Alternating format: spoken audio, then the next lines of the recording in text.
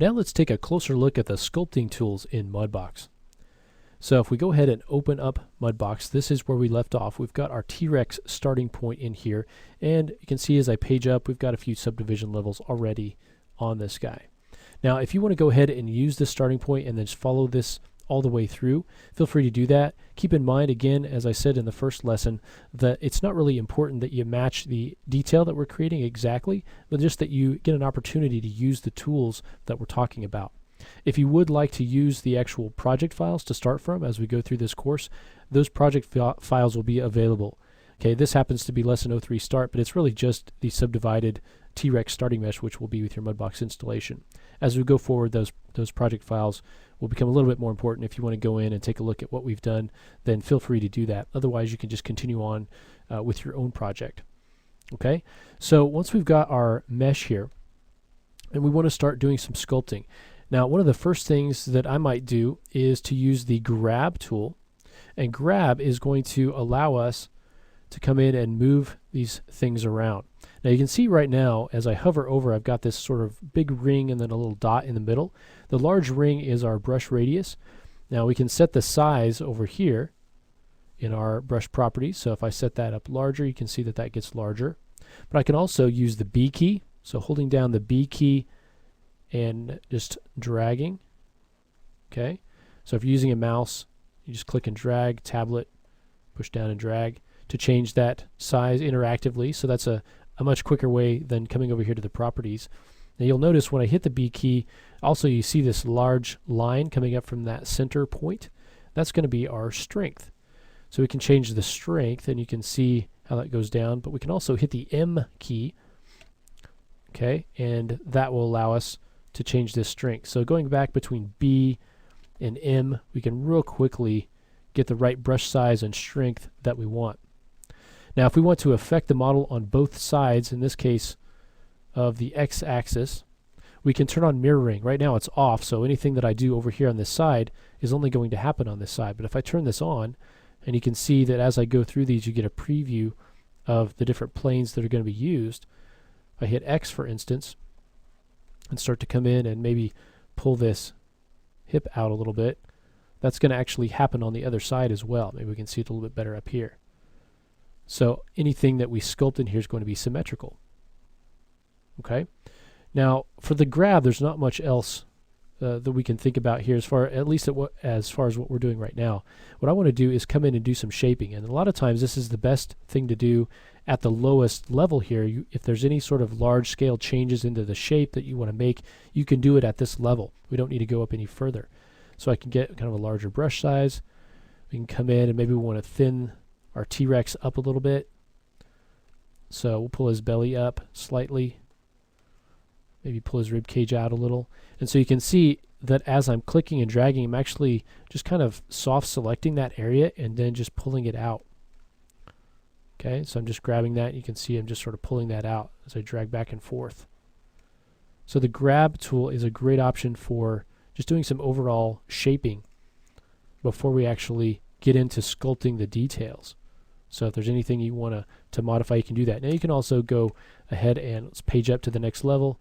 You can still use grab at higher levels. Just keep in mind that as the higher levels you go, the sharper and the sort of the bumpier that's going to get when you start to grab areas and push them in or pull them out. You're going to tend to get a little bit more bumpiness in there. So just keep that in mind. All right, so let's now, once we've used grab on sort of the lower levels, we can go up to some of the higher levels and we can just use sculpt. Now the properties change here for sculpt, and so you can see that I still have the size and strength, and it doesn't change here. Still have size and strength, so I can dial the brush size down, and then this will allow me to come in and actually start to pull this out along a particular stroke. So you can see as I stroke around this area that pulls it out. If I hit Control while I stroke, it will invert that. So now you can see I'm actually pushing the geometry in. So this will allow me to real quickly just go back and forth between pulling out, pushing in, and then Shift will allow me to go back over that and smooth it out. Okay. Now you can see how this is sort of jagged. So let's go ahead and subdivide one more time. And now what we sculpt should be a little bit smoother. And we can again hit Shift to smooth that out, Control to push in. So we can start to add a little bit of that eye socket in there, smooth it out. I'm going to push that in and pull it out. Okay. And so the invert function, if we hit that, then the default would be to push in, and then holding down Control would pull out. Okay.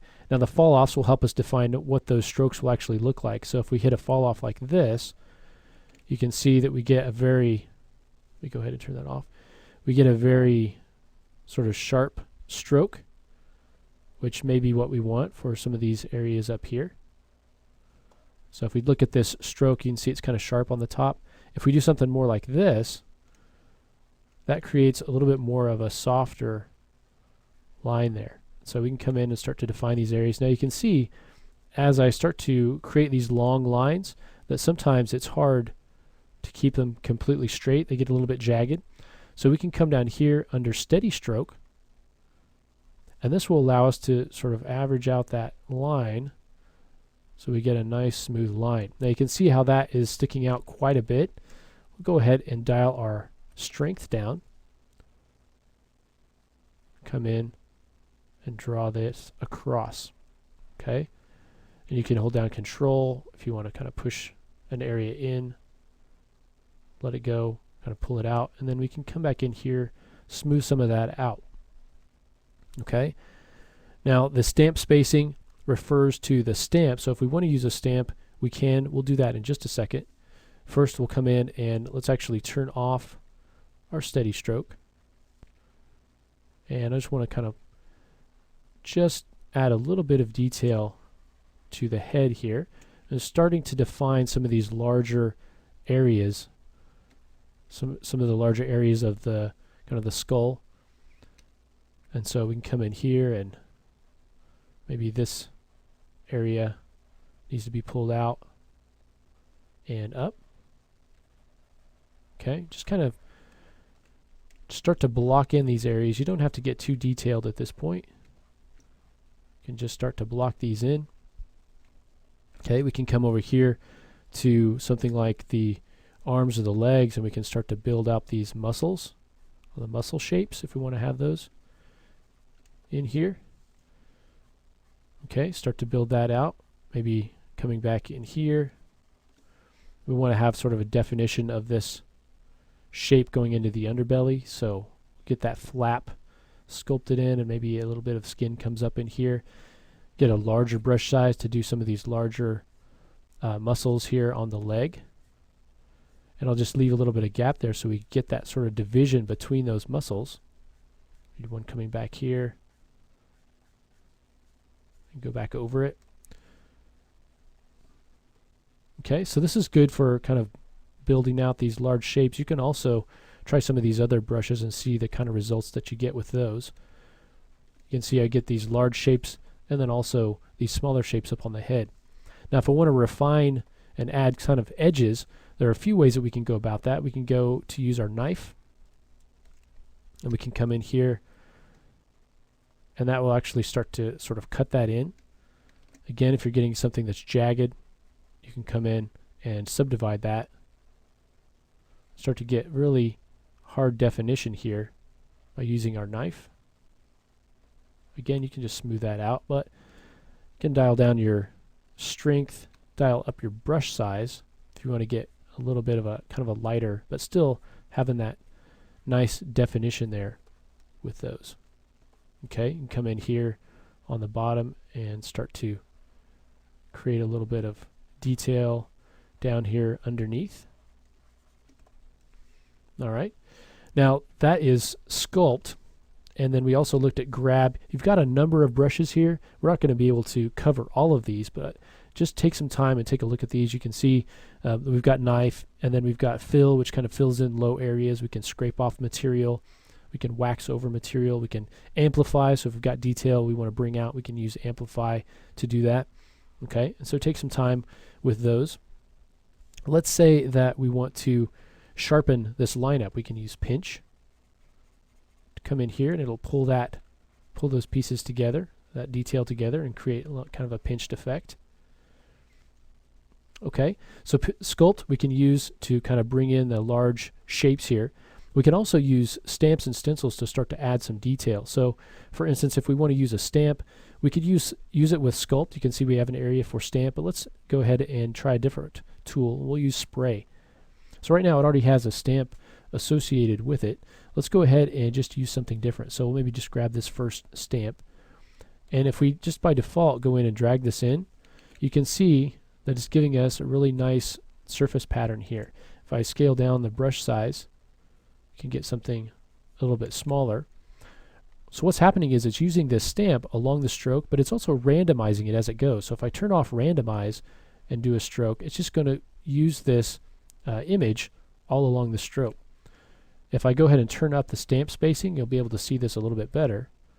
See, so there's one copy, one copy, one copy. So really taking down that stamp spacing kind of blends it all together.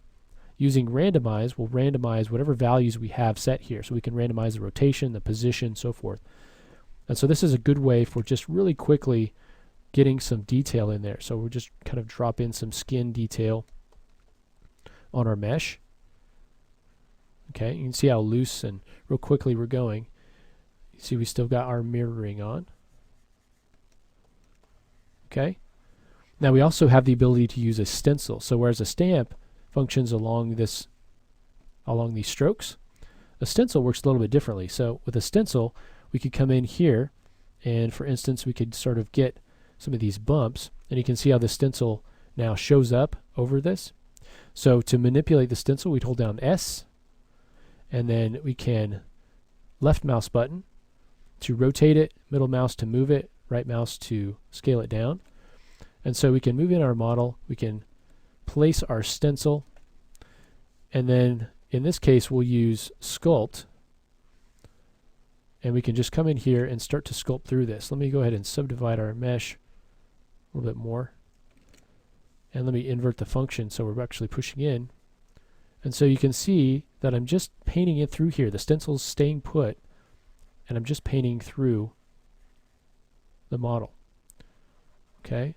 So this functionality by itself is great, but actually in Mudbox 2012 there's some additional functionality for stencils that's going to make it really, really useful. And so I'm going to go ahead and just add a little bit more detail to this, sculpt it out.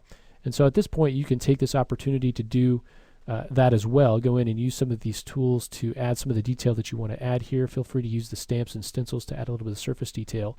And then in the next lesson, we'll take a look at actually editing stencils. So rather than just using images as is, we can really do a lot of manipulation to our stencils, bring in images from the web, from the Mudbox community, images that we create to really make our model very custom for our own project. And so we'll go ahead and take a look at that in the next lesson.